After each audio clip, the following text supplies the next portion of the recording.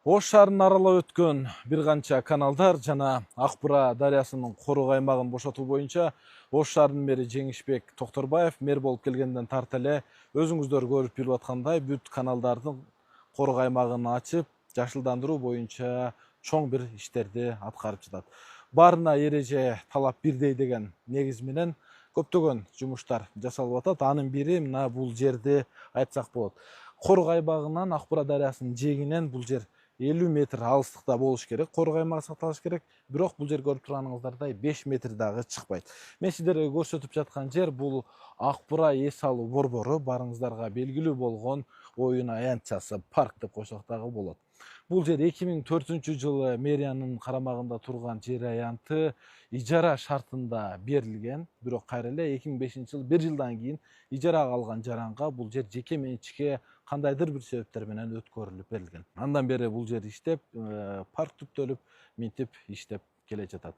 Андан сырткары бул жердин астында Ош шаар суу канал ишканасына тиешелүү болгон канализациянын суу түтүгү дагы өткөн, 1000 миллиметрдеги болгон диаметрдеги. Анын үстүнө дагы курулуш курууга болбойт. Негизи эле Кыргыз Республикасынын мыйзамдарына ылайык, ошондой эле суу боюнча атайын мыйзамдар бар. Анда дагы көрсөтүлгөн суу корок аймагындагы 50 метр аймакта эч кандай капиталдык курулуш курулбаш керек деген нормалар каралган. Анын негизинде бул жер иш алып барбастан, бирок курулушту ошол водоканалдын турбасынын үстүнө дагы, корок аймагына дагы көрүп турганыңыздардай каруселдер, капиталдык курулуштар бул жерге түшүп кеткен.